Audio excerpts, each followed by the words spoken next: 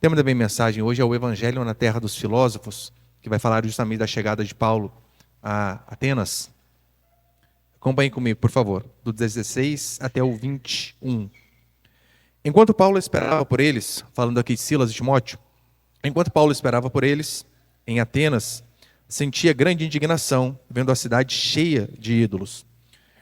Por essa razão, discutia na sinagoga com os judeus e os gregos tementes a Deus, e todos os dias na praça com os que ali se achavam.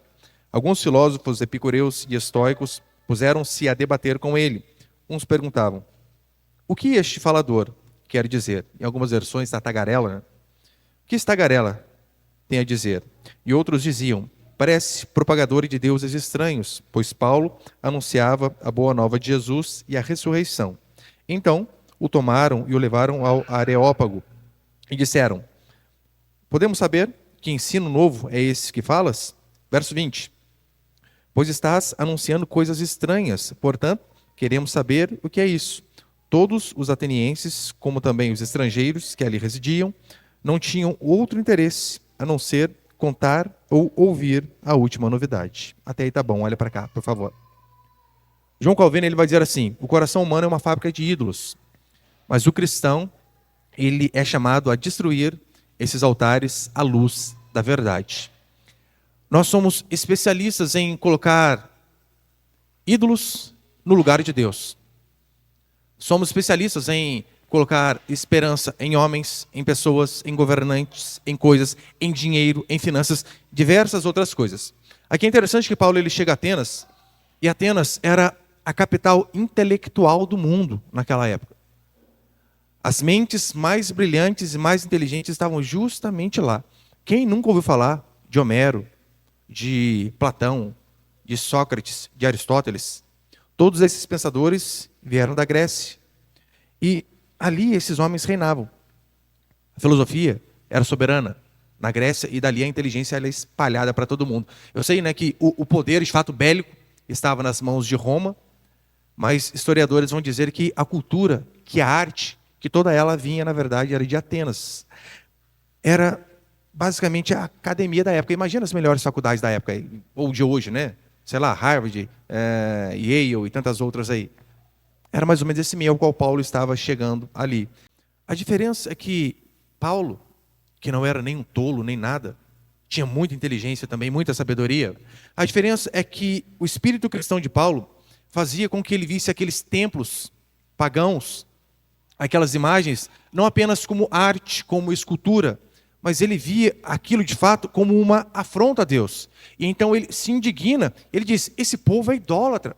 Mesmo sendo extremamente sábios, eles são idólatras, estão indo para o caminho errado. Eles precisam ouvir a verdade. E a idolatria ateniense precisava ser confrontada com a verdade de Cristo. E veremos aqui mais uma vez, no final deste capítulo, que de fato o cristianismo ele não perde para a filosofia, nem para qualquer outro erudito. Paulo debate com esses homens de igual para igual. Paulo cita os seus poetas e Paulo mostra o quão ignorantes eles são, mesmo sendo extremamente inteligentes. Saiba disso. Inteligência não é sinônimo de sabedoria. Paulo vai mostrar que mesmo esses homens sendo extremamente inteligentes, eles não são sábios. Eu quero passar aqui então, pelo menos 3 princípios aqui esta noite. Primeiro, a primeira coisa que nós vemos são intelectuais cegos. Versículo 16 e 17 é isso que diz: enquanto Paulo esperava por eles em Atenas, sentia grande indignação, vendo a cidade cheia de ídolos. Por essa razão, discutia na sinagoga com os judeus e os gregos tementes a Deus, e todos os dias na praça com os que ali se achavam. Atenas, de fato, era um lugar de extrema cegueira espiritual. Até o próprio nome, né? Atenas, vem de uma deusa, Atena. Tamanha era a idolatria daquele povo por toda parte.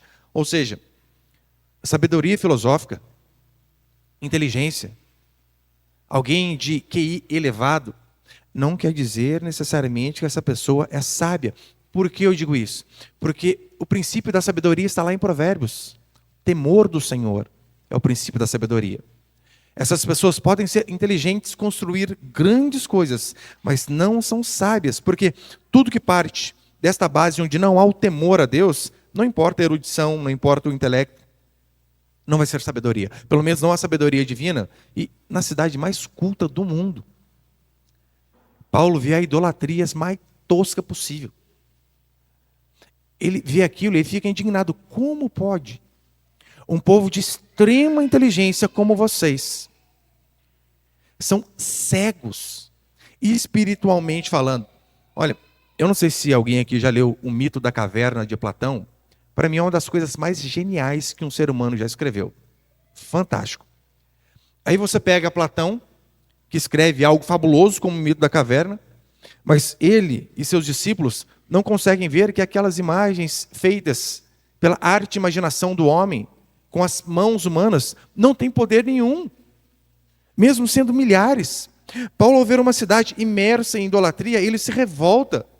Primeiro que ele sabia que Deus ele não pode repartir a sua glória com imagens esculpidas por homens. Mas não apenas isso. Paulo ele queria muito que aqueles homens enxergassem a verdade. E veja, por conta disso ele se revolta. É isso que nós vemos? Os cristãos de hoje em dia?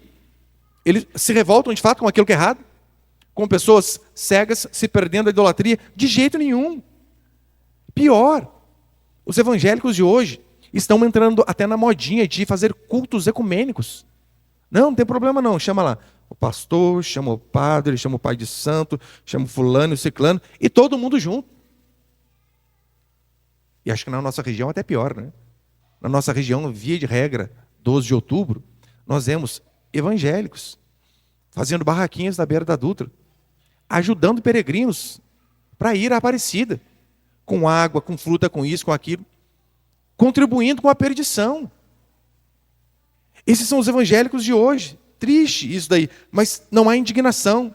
Atenas era extremamente idólatra. É tão certo que Plínio, um comandante romano, ele disse que quando Paulo viveu, existiam cerca de 30 mil estátuas dedicadas a todos os tipos de deuses possíveis. 30 mil, apenas em Atenas. Diógenes, um filósofo, tem uma história muito interessante que diz que ele caminhava com uma lanterna ao meio-dia e as pessoas perguntavam, o que você procura? Ele dizia, procuro homens, porque nessa cidade eu só vejo deuses. Tem mais deuses do que homens. Eu e você não temos como. Gente, segura a criança, por favor, fazendo barulho. Me ajuda. Eu e você não tem como passarmos por esse texto sem fazermos um paralelo, sem fazermos uma comparação com a região ao qual nós vivemos. Estamos aqui, vizinhos de Aparecida do Norte. Se anda mais pouquinho, Cachoeira Paulista. Idolatria para tudo que é lado. Eu trabalhei durante muitos anos, desde os 8 anos de idade, se eu não me engano. Ali em Aparecida, porque eu morava lá, vivia lá, fui coroinha lá. E eu lembro que as lojas que eu trabalhava era de fato um panteão grego. Tinha tudo que é tipo de Deus, você imagina, para tudo. Qual era o seu problema? Eu tinha solução, ou pelo menos tinha uma imagem que representava a solução. Chegava alguém para mim, estou com uma causa muito difícil. Eu dizia, Santo Expedito, santo das causas impossíveis. Estou com um problema na vista, Santa Luzia. A santa que cura a vista. Meu problema é casamento, preciso de um varão, Santo Antônio. Eu lembro que onde eu trabalhava tinha, o povo é terrível, né? Tinha um Santo Antônio que ele saiu o menininho do colo dele, porque ele fica segurando o menininho assim, né? Então saiu o menininho. E o que as mulheres encalhadas faziam? Compravam o santo, arrancavam o menininho, colocavam no altar e dizia, quando o homem chegar, eu devolvo seu filho. Triste, né? Algumas eram mais radicais. Eu já vi algumas falando para mim, né? Não, eu ainda coloco de cabeça para baixo dentro do copo d'água. Isso é tortura com o santo, pelo amor. Imagina, homem de desespero, absurdo para casar, né? Tem que dar um jeito. Mas ali em Aparecida nós vemos isso. É um panteão grego ali. Vamos dizer que os católicos são ignorantes? Não. Muitos são inteligentíssimos, assim como os filósofos gregos eram. A diferença é que eles são cegos espirituais, mesmo tendo intelecto, mesmo tendo inteligência. Porque conhecimento, inteligência, filosofia, essas coisas não são suficientes para salvar o ser humano. É necessário que, de fato, do alto, Deus tenha misericórdia e abra o coração das pessoas para que elas possam entender a mensagem do Evangelho. Para que elas possam ouvir e não apenas entender com a mente, mas com o coração. É tão certo que Spurgeon, ele tem uma frase fantástica a respeito disso, que ele diz assim: o evangelho é uma mensagem tão simples que uma criança pode entendê-la, e tão profunda que os sábios tropeçam nela. Porque não é algo que depende do pregador, não é algo que depende da minha retórica, da minha erudição, mas é algo que depende exclusivamente de Deus. Por isso que o maior exemplo é Ezequiel pregando diante do vale de ossos secos. Mortos, aqueles são seres humanos, todos mortos, como diz Paulo, mortos em seus pecados e delitos, a não ser que Deus haja com misericórdia para que aqueles esqueletos, ossos mortos se juntem e se formem uma pessoa e Deus sopre neles o fôlego da vida.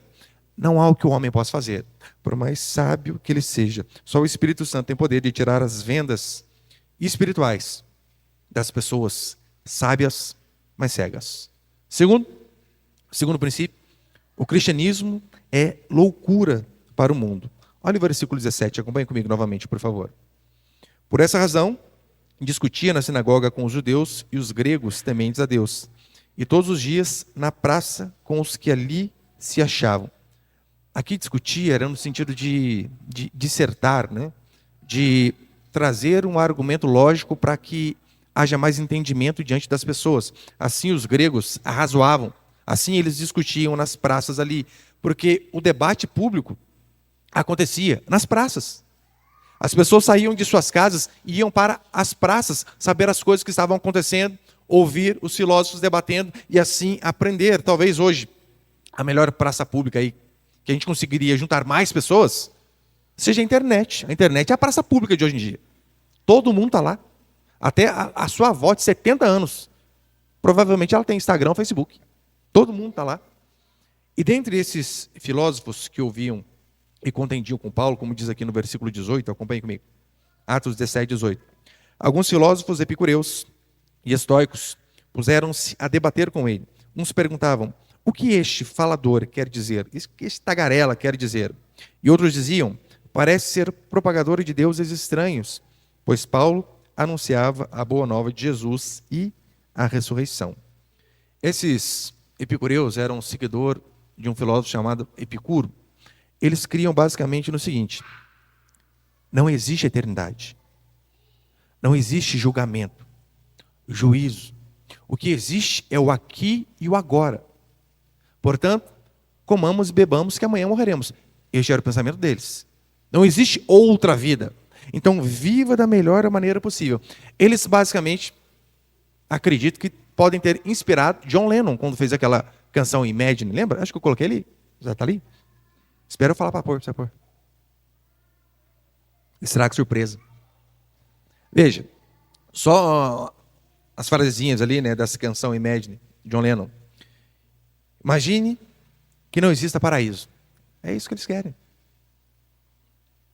Imagine que não haja nenhum inferno sobre nós e nenhuma religião também. A canção é basicamente baseada nisso, né? Que não haja céu e inferno. Ou seja, imagine que não haja julgamento, que não haja vida após esta vida a qual nós temos. Isso aí é o desejo de todo ímpio, de todo homem perverso. Ele quer fazer tudo o que lhe dá na telha. Ele quer, de fato, ser um extravagante em seus prazeres, sem se preocupar com o amanhã. Sem julgamento, sem condenação, sem nada. Todavia, os estoicos, que eram este outro grupo, eles acreditam que para uma pessoa ser feliz, acreditavam que para uma pessoa ser feliz, ela deveria se submeter à sorte e ao destino. E que a sorte e o destino ninguém podia mudar. Ia acontecer e pronto, acabou. E esses eruditos, é interessante que eles começam a desdenhar de Paulo. Eles tentam no começo ridicularizar Paulo. Quem é este falador?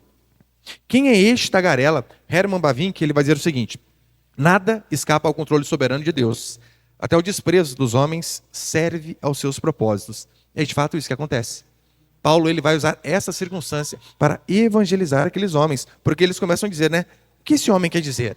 E a palavra que nós lemos aqui, falador, tagarela, no grego é espermologos. Ela faz referência a um pássaro, um passarinho, que ele pega sementes ao acaso e sai distribuindo para tudo que é lugar.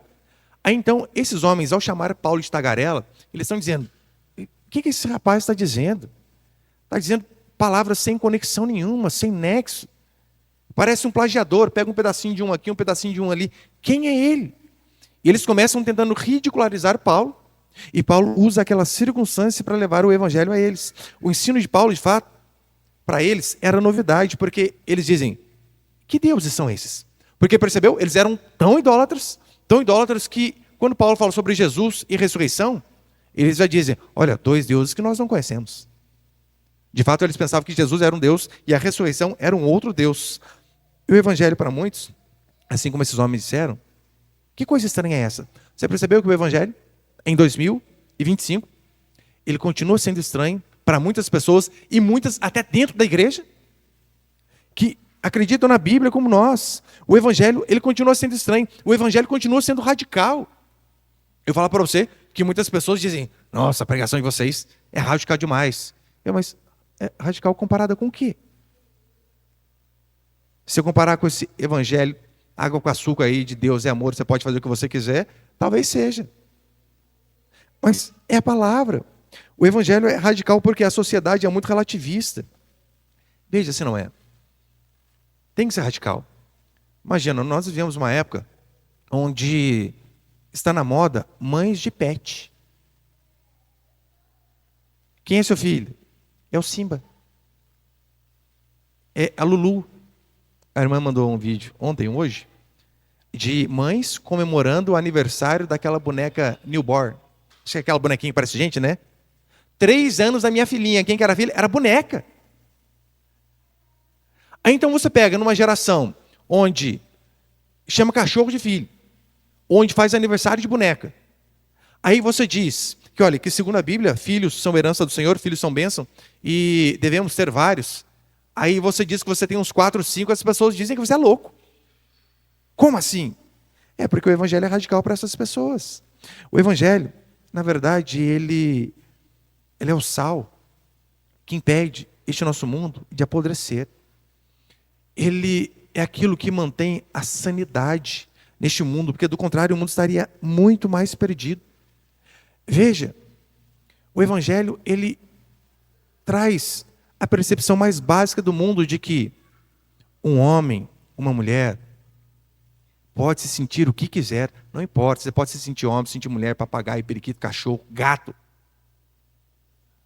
Apenas 2 sexos. Não é nem gênero, tá? Essa palavra é justamente uma pegadinha para a gente ir caindo na falácia deles. Troque gênero por sexo. Apenas 2 sexos, masculino e feminino. Por quê? Porque lá em Gênesis assim foi dito. Deus criou o homem e Deus criou a mulher. Aí então, o evangelho, você diz para as pessoas, olha, não interessa o que você se sente. Não interessa se você mudou a sua identidade. Não interessa se você fez uma cirurgia. Tem 2 médicos para você escolher. Ou você vai ao ginecologista ou você vai ao urologista. Não tem o meio termo. E se você for um cristão genuíno, claro que você vai sentir essa pressão cultural também. Se você seguir a Deus e for fiel a Ele, você provavelmente vai ser confrontado por parentes, amigos, pela sociedade. Você vai ser chamado de retrógrado, de maluco, de ultrapassado, de bitolado. E o que nós temos que fazer diante disso? Ora, é não se curvar. Paulo, mesmo diante de deuses para tudo, permaneceu fiel àquilo que ele cria.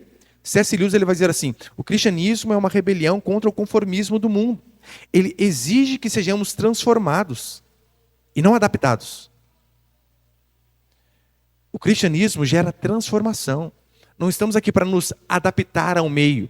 Não, pastor, mas a cultura age assim. O problema é deles.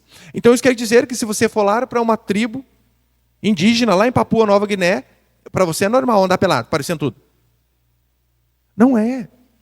Romanos 12:2 vai dizer que nós não devemos nos conformar com esse século, mas transformar pela renovação da vossa mente.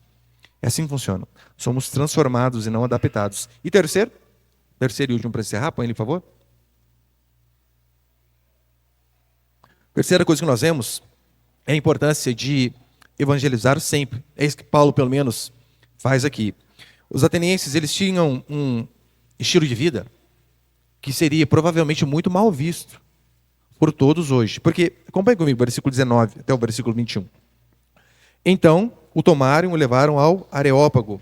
Era o lugar onde se debatia, era a praça pública da época ali, né? Ô bichinho, sai daí. 19 que eu disse, né? Então tomaram e o levaram ao Areópago e disseram: podemos saber que ensino novo é esse que falas? Pois estás nos anunciando coisas estranhas. Portanto, queremos saber o que é isso. Todos os atenienses, como também os estrangeiros que ali residiam, não tinham outro interesse a não ser contar ou ouvir a última novidade. O que é isso? De forma bem pejorativa, os atenienses, eles eram um bando de fofoqueiro que ficava o dia inteiro na praça falando da vida dos outros. É basicamente isso que eles faziam. E aí, qual a novidade? Conversando, conversando e conversando. E é tão sério isso, porque o próprio Sócrates, né, a história vai dizer que ele tinha o hábito de passar horas e horas nas praças de Atenas ali debatendo, só que ele tinha uma esposa chamada Xantipa, que era uma mulher muito rabugenta, mal-humorada, e principalmente por conta do estilo de vida do marido, porque imagina só, o que seu marido faz? Ele sai cedo, vai para a praça, fica conversando até a tarde, depois volta. O dia inteiro. Mas ele traz comida para dentro de casa? Não, fica batendo papo, povo, filosofando. Porque nem sempre o filósofo conseguia trazer dinheiro. Então, ela já era uma mulher de gênio forte, e por conta disso, o marido tinha um estilo de vida meio estranho. Tem uma história muito interessante, que diz que certa vez, ela depois de discutir muito com Sócrates, ela joga um balde de água fria nele. E ele, né, naquela calma dele, ele responde assim: depois dos trovões, sempre vem a chuva. Algo bem irônico, que era o estilo dele escrever. Mas é claro, né? Brincadeiras à parte ali da história de Sócrates, esse é o estilo de vida da época. Aqueles homens ficavam o dia todo buscando o conhecimento, porque o conhecimento vinha por meio disso, de debates, por aí vai. Tanto é que os acadêmicos da época de Paulo aqui, pelo menos os atenienses, eles não faziam serviço braçais, eles eram dedicados exclusivamente aos debates e ao intelecto. Aí então Paulo vê que aqueles homens são abertos a ouvir diversos ensinos, e ele pega aquilo como uma oportunidade para evangelizá-los. Calma aí, então vocês estão aqui para debater, para conversar, para ouvir, para falar? Não, eu tenho algo para falar para vocês. Paulo aqui está dando uma dica. Devemos aproveitar todas as oportunidades possíveis para fazer o quê? Para levar o evangelho, não importa quem seja. Seja aqui aos atenienses, seja aos cristãos, seja aos familiares, em todo qualquer lugar. Ainda que eu e você não tenhamos a oportunidade como Paulo teve, diante de um anfiteatro, muitas pessoas, campus de faculdade, uma USP, um FGV da vida, você percebeu que constantemente nós temos oportunidades de falar desse Deus desconhecido para muitos, que é o nosso Jesus? Familiares que por vezes estão com o casamento arrebentado, parentes que estão perdidos nas drogas, conhecidos, vizinhos que estão indo por um caminho totalmente difícil, seja no trabalho, almoço em família, conversas na internet. É importantíssimo fazermos isso que Paulo disse, aproveitarmos a oportunidade. E como nós não sabemos quando essas oportunidades vão se apresentar diante de nós, o que devemos fazer? Estarmos preparados o tempo todo. Não é isso que Pedro vai dizer em 1 Pedro 3,15? Estando preparados para responder, razão da esperança que há em vós. Ou seja, como cristãos, nós temos o dever de sempre estarmos preparados caso algum necessitado se apresente diante de nós. Porque vai para a fila do banco, vai ter alguém reclamando. Aproveita. Se aqui está ruim, você imagina, tem um lugar pior. Já fala. A pessoa reclamou de calor para você, você não tem noção que vai ser o inferno. Mas tem um caminho melhor. Paulo fazia isso. Paulo, em toda oportunidade, pregava a Cristo. Lembra? Com os judeus, ele usava como base o Antigo Testamento, porque ele sabia que aqueles homens criam nisso. Por isso que nas sinagogas, eles começavam com esse ponto de referência. Vocês acreditam no Antigo Testamento? Tá bom, então pelo Antigo Testamento, ele ia mostrando Jesus para aquelas pessoas. Agora é interessante, né? Hoje não vai dar tempo de falar nisso, semana que vem, se Deus quiser, eu falo. Mas Paulo, aqui ele está diante de uma plateia que não crê em Deus, que não acredita no Antigo Testamento, na lei de Moisés. O que fazer para apresentar Cristo, Deus, para uma pessoa totalmente ateia, como eram esses filósofos? Semana que vem você volta para você aprender, isso aqui é semana que vem. Mas, veja, Paulo, em 1 Coríntios 9:19, ele vai dizer assim: fiz-me de judeu para ganhar os judeus, de sem lei para ganhar os sem lei. toda oportunidade possível. Ele falava, seja no serviço, seja não sei onde, só para encerrar. Novo convertido, às vezes, tem mais este anseio. A gente vai ficando mais velho na fé. O problema é isso, a gente vai se acomodando, né? Não, o pastor prega lá, tem internet, tem tal coisa, o povo se vira para conhecer a Deus. E a gente meio que vai perdendo aquele primeiro amor mesmo. Mas eu lembro que, nossa, no começo da minha conversão, eu todo dia, eu ia tirar serviço no quartel e eu ia orando. Oh Deus, me dá oportunidade, me dá graça. Uma pessoa, e às vezes eu tirava ali com uma equipe de 12, 15 soldados, eu sempre orando, Deus, me dá graça, me dá graça. E eu já contei esse exemplo aqui, você já me ouviu, você me ouve de novo. Eu lembro que teve uma vez eu estava trabalhando, tirando serviço com um soldado lá, e teve uma oportunidade, eu comecei a falar o quanto que Deus havia mudado a minha vida. Falei, olha, eu não tenho nem testemunho bom, porque testemunho que o povo gosta é aquele cara que era um drogado, era um arrebentado, um ex-bruxo, ex-traficante, e se converteu. O pessoal ama esse testemunho, né? Pastor, o que você era? Eu era uma pessoa normal. Não dava muito trabalho na escola, não dava trabalho para os pais, nunca usei droga, estava uns perdidos de vez em quando ali. Nada, tipo assim, alta periculosidade, eu passava com um pedacinho de pauzinho, batendo, sabe, no portão dos outros. Tá. Pastor, hein? É mais ou menos isso aí que eu fazia, não tem muito testemunho, não. Mas eu lembro o quão, de fato, Deus transformou a minha vida, o quanto que eu achava que eu era feliz, tendo uma família boa, e depois que eu conheci a Cristo, falei, gente, isso aqui é alegria.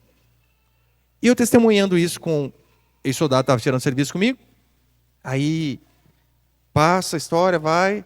Depois de alguns meses, eu estava num pequeno grupo junto com ele. Estava lá com os jovens e esse soldado estava lá. E eu lembro que na hora que estávamos compartilhando assim, ele falou assim, olha, eu gostaria de contar um testemunho aqui.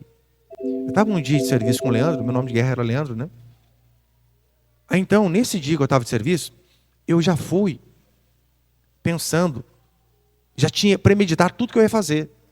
Minha vida estava uma desgraça. Morava com meu avô, acho que pai tinha abandonado, mãe não ligava. Ele foi com qual pensamento? Na hora que der a troca de serviço lá de madrugada, eu vou para o banheiro, pego a pistola, dou uma carregada, põe na boca, dou um tiro, acabo com a minha vida, acabo com o meu sofrimento. Tinha deixado uma carta para o avô, senha do banco, isso, aquilo. Ele foi pensando nisso. E eu ouvindo ele falar isso, falei, nossa, que história triste, né? Daí depois que ele falou, mas nesse dia que eu fui decidido a acabar com a minha vida, eu estava de serviço com ele. Ele falou para mim o quanto que Cristo mudou a vida dele. Nossa, aqui falou, já deu aquele nó na garganta, né?